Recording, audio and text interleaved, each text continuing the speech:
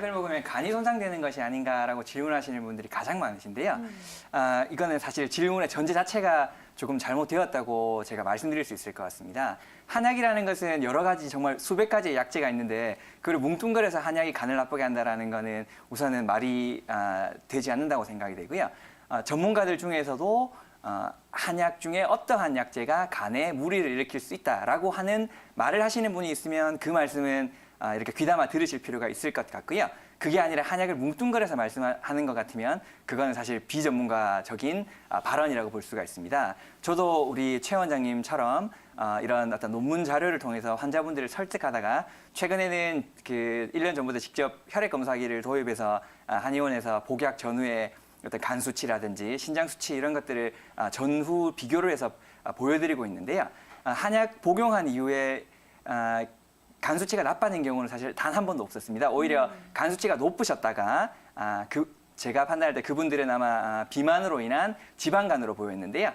저와 함께 다이어트 약을 드시고 살을 빼신 이후에 간 수치가 정상으로 되신 분은 제가 많이 알고 있습니다. 물론 한약 중에서도 어떤 뭐 시호라든지 황금이라든지 간에 무리를 줄 수 있는 약도 있기 때문에 그런 약들은 정확한 한의사의 진단 하에 그 처방을 받으셔야겠습니다만 우선 한약은 간에 나쁘냐라고 누군가가 저한테 물으신다면 그것은 아니다라고 제가 확실하게 말씀드리도록 하겠습니다.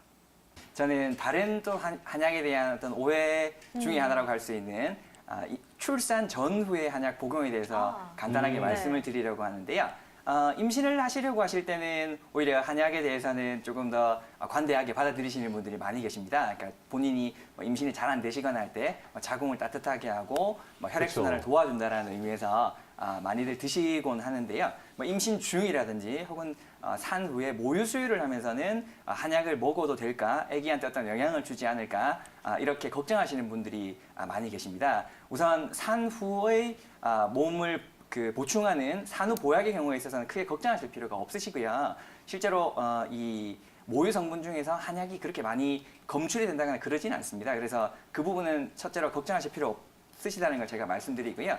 그리고 임신 중에도 가능하면 조심은 하셔야겠습니다만 이 임신 초기의 어떤 그 중요 장기가 형성되는 그런 주수가 지나고 나면 필요한 경우에는 한약을 쓸 수가 있습니다. 저도 사실은 한 명 아들이 있는데요. 저희 집사람이 임신해 있고 출산하고 출산 이후에도 계속 한약을 먹였었거든요. 따라서 임신 중에도 어떤 절박 유산의 증상이 있다거나 그럴 때는 정확한 한의사의 진단하에 어떤 임신에 무리가 되지 않는 안전한 한약재를 통해서 관리하시는 것도 좋으실 것이라고 생각이 됩니다. 김기영 원장님, 이분의 증상 어떻게 보시나요? 네, 먼저 생리통의 종류에 대해서 제가 한번 말씀을 드리도록 하겠습니다. 생리통은 크게 원발성 생리통이랑 속발성 생리통으로 나누어질 수가 있는데요. 원발성 생리통이라는 것은 골반 내에 어떤 기질적인 어떤 문제가 없이 나타나는 생리통이고요. 보통 초경 이후에 1, 2년 사이에 이렇게 많이 생기게 되고 젊은 여성들에게 많습니다. 40대 이후에는 흔하지는 않고요. 보통 환자분들을 진찰을 하다 보면 생리통이 내가 원래 심했는데 출산 후에는 조금 덜해졌다 이렇게 말씀하시는 분들이 많이 계시거든요. 이런 분들이 바로 원발성 생리통에 속한다고 보시면 될 것 같습니다. 보통 지속 시간이 2일에서 3일 정도로 짧은 것이 특징이고요. 이 원발성 생리통이 생기는 원인은 우리가 생리를 할 때는 프로스타글란딘이라는 물질이 나와서 자궁을 이렇게 짜주면서 자궁 내막을 탈락시키고 또 혈액도 나오게 되는 건데요. 이 어떤 프로스타글란딘에 의해서 자궁이 수축되고 그로 인해서 근육층에 허혈이 생겨서 그렇다라고 보고 있습니다. 그다음 두 번째로는 속발성 생리통이 있습니다. 속발성 생리통이라는 것은 골반 내에 기질적인 병변이 있는 것을 의미합니다. 따라서 초경 이후 몇 년이 지난 이후에 생기는 경우가 많고요. 어떤 통증의 양상이라든지 그런 것들이 조금 더 심할 수 있습니다. 그 통증의 기간도 일주일 이상 되는 경우도 있고요. 이런 속발성 생리통을 생기게 할 수 있는 원인 질환은 다양하게 있는데요.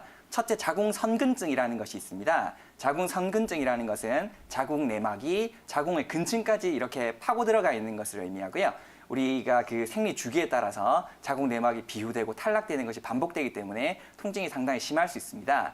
두 번째로 자궁 내막증이라는 것이 있습니다. 자궁의 내막이 자궁 안에만 이렇게 잘 있는 것이 아니라 다른 곳까지 이렇게 퍼져 있는 것을 의미하고요. 역시 출혈이라든지 혹은 생리통이 심하게 될 수 있습니다. 그다음 세 번째로 자궁 근종이 있습니다. 자궁의 양성 종양인데요. 어떤 뭐 종물감을 느낀다든지 혹은 뭐 출혈이 과다하다든지 그리고 통증이 좀 심할 수가 있고요.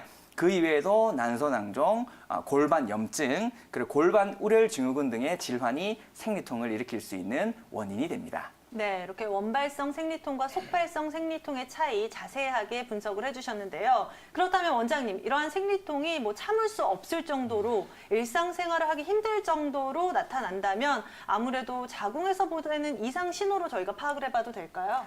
네, 맞습니다. 제가 앞에서 언급해 드렸던 것처럼 생리통의 양상이 원발성 생리통과 속발성 생리통이 다릅니다. 원발성 생리통은 자궁 내에 기질적인 병변이 있는 것이 아니기 때문에 아주 심한 것이 아니라면, 물론 아주 심한 것은 생활에 지장을 주기 때문에 치료를 받으셔야겠습니다만 어떤 통증 관리만 잘 해주시면 되는 것이거든요. 그에 반해서 속발성 생리통은 내부에 어떤 질환이 있다는 의미이기 때문에 치료가 꼭 필요할 수가 있습니다.